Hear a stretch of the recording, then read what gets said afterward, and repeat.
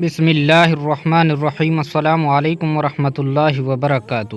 Video شروع کرنے سے پہلے آپ سبھی بہن بھائیوں سے گزارش ہے کہ ہمارے اس اسلامک چینل کو ضرور سبسکرائب کر لیں تاکہ ایسی مزید اسلامک ویڈیو سب سے پہلے آپ کو مل سکیں۔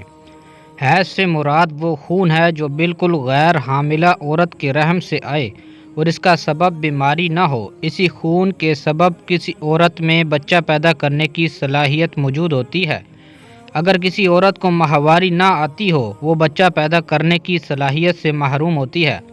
حضرت ابن مسعود رضی اللہ عنہ سے روایت ہے کہ بنی اسرائیل میں مرد اور عورتیں ایک ساتھ نماز پڑھتے تھے، چنانچہ عورت کا یار ہوا کرتا تھا اور وہ لکڑی کا جوتا پہنتی تھی جس سے اونچی ہو جاتی تھی اپنے دوست کو دیکھنے کے لیے، تو اللہ تعالی نے ان پر حیض ڈال دیا۔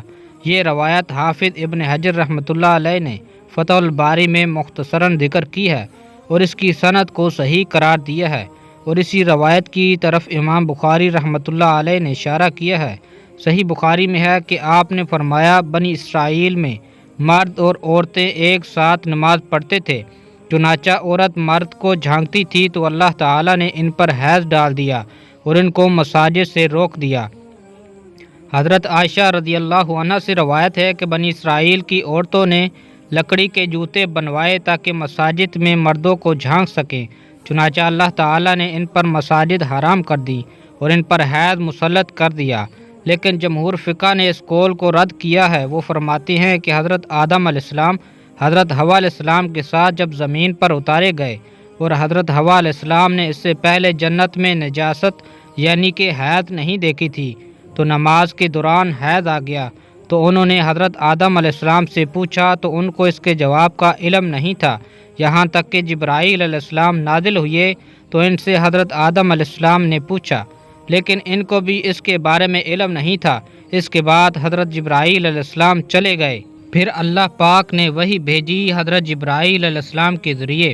حضرت جبرائیل علیہ السلام آئے اور کہا کہ حضرت حوا علیہ السلام کو کہو کہ حیض کے دنوں میں نماز چھوڑ دے اور قضاء کا حکم نہیں لائے۔ پھر ان کو حیض اس حال میں آیا جب کہ وہ روزے سے تھی، تو انہوں نے اس کے بارے میں حضرت آدم علیہ السلام سے پوچھا تو انہوں نے فرمایا افطار کر لو۔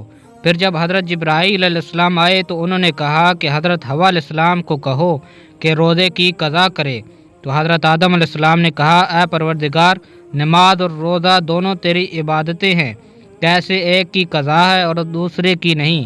اللہ تعالیٰ نے ان کی طرف وحی فرمائی، آپ نے پہلی مرتبہ ہماری طرف رجوع کیا لہذا ہم نے اس میں اپنی مرضی سے حکم دیا، اور دوسری مرتبہ آپ نے اپنی رائے سے فیصلہ کیا لہذا ہم نے قضا کرنے کے حکم سے آپ کو سزا دی، تاکہ آپ کے علم میں رہے کہ تمام معاملات میں اللہ تعالیٰ کی طرف رجوع کیا جاتا ہے۔ کنز الاعمال میں ہے، حضرت عمر رضی اللہ عنہ سے روایت ہے کہ نبی کریم صلی اللہ علیہ وآلہ وسلم نے ارشاد فرمایا، مجھے میرے حبیب حضرت جبرائیل علیہ السلام نے بتایا کہ ان کو اللہ تعالی نے حضرت حوا علیہ السلام کے پاس بھیجا جس وقت انہیں حیض آیا، تو انہوں نے اللہ تعالیٰ کو پکارا اور کہا مجھے ایسا خون آیا ہے جسے میں پہچانتی نہیں ہوں، تو اللہ تعالیٰ نے جواب دیا میں تجھے اور تیری اولاد کو خون آلود کروں گا اور میں اسے کفارہ اور طہارت بناؤں گا۔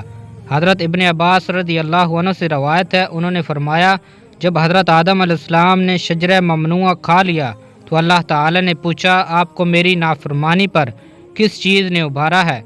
تو عرض کیا کہ میرے لیے اس کو مزین کر کے حضرت حوا علیہ السلام نے پیش کیا تھا، تو اللہ تعالی نے فرمایا میں نے اسے یہ سزا دی ہے کہ سختی کے ساتھ حاملہ ہوگی اور بچہ بھی سختی کے ساتھ جنے گی، اور میں اسے 2 مرتبہ خون آلود کروں گا مہینے میں۔ جب حضرت حوا علیہ السلام نے یہ سنا تو زور سے رونے لگیں۔ اللہ تعالی نے فرمایا تو بھی اور تیری بیٹیاں بھی روتی رہیں۔ حافظ ابن حجر رحمۃ اللہ علیہ نے یہ روایت فتح الباری میں مختصراً ذکر کی ہے۔ قاسم رضی اللہ عنہ کہتے ہیں کہ میں نے حضرت عائشہ رضی اللہ عنہ کو یہ کہتے ہوئے سنا کہ ہم حجۃ الوداع میں حج کے ارادے سے نکلے تھے کہ جب ہم مقام صرف میں پہنچے تو مجھے حیض آ گیا۔ میرے پاس نبی کریم صلی اللہ علیہ وآلہ وسلم تشریف لائے اور میں رو رہی تھی۔ آپ صلی اللہ علیہ وآلہ وسلم نے پوچھا کیا بات ہے، کیوں رو رہی ہو، کیا حیض آ گیا ہے؟ میں نے کہا جی ہاں۔ آپ صلی اللہ علیہ وآلہ وسلم نے فرمایا یہ وہ چیز ہے جو اللہ تعالی نے آدم علیہ السلام کی بیٹیوں پر لکھ دی ہے، تم سوائے بیت اللہ کے طواف کے حاجیوں والے سارے کام کرو۔ اور فرماتی ہیں کہ رسول اللہ صلی اللہ علیہ وآلہ وسلم نے اپنی ازواج کی طرف سے ایک گائے ذبح فرمائی۔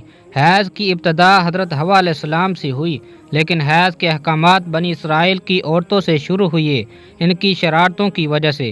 حیض کی ابتدا تو حضرت حوا علیہ السلام سے ہوئی، لیکن اس وقت تکلیف نہیں ہوتی تھی، لیکن یہ جو تکلیف ہوتی ہے حیض کے زمانے میں، عورت کا حسن جمال ماند پڑ جاتا ہے اور عورت نچڑ جاتی ہے۔ یہ صورتحال بنی اسرائیل کی عورتوں سے شروع ہوئی۔ یہاں یہ سوال بھی پیدا ہوتا ہے کہ حضرت حوا علیہ السلام کی غلطی کی سزا دوسری عورتوں کو کیوں دی گئی؟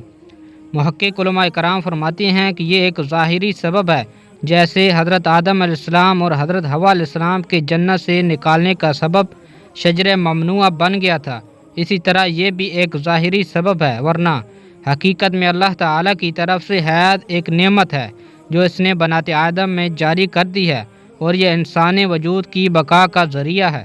چنانچہ جس عورت کو حیض نہ آتا ہو اس کے یہاں اولاد نہیں ہوتی۔ اسی طرح جس عمر میں حیض بند ہو جائے تو عورت بانجھ بن جاتی ہے۔ اسی طرح جب بچہ ماں کے پیٹ میں ہوتا ہے تو اللہ تعالیٰ اسی حیض کے ذریعے اسے غذا فراہم کرتا ہے، جس سے بچے کی بڑھوتری اور نشوونما ہوتی ہے۔ لہذا اللہ تعالیٰ کی طرف سے حیض عورت کے لیے ایک نعمت ہے جس کا ذریعہ اسی طرح بنایا گیا ہے۔ بھلا دیکھو، حضرت آدم علیہ السلام جنت سے نکالے گئے تو ان کی نسل پھیلی اور آپ اور ہم وجود میں آئے، ورنہ نہ نکالے جاتے تو نسل انسانی کہاں پھیلتی۔ اگرچہ اللہ تعالیٰ ہر چیز پر قادر ہے، لیکن اس نے ہر کام ایک نظام کے تحت رکھا ہے۔ حضرت انس رضی اللہ عنہ سے روایت ہے کہ سحری کے وقت یہ پڑھتے رہا کرو، یا واسع المغفرہ، یعنی اے وسیع بخشنے والے۔ اس کے پڑھنے والے کے سارے گناہ معاف ہو جاتے ہیں۔ روزے میں دن بھر خوب دعائیں مانگی جائیں، جب افطار کا وقت آ جائے تو یہ بھی بڑی قبولیت کا وقت ہوتا ہے۔ ارشاد نبوی صلی اللہ علیہ وآلہ وسلم ہے، یعنی روزہ افطار کرنے کے وقت روزہ دار کی دعا قبول ہوتی ہے۔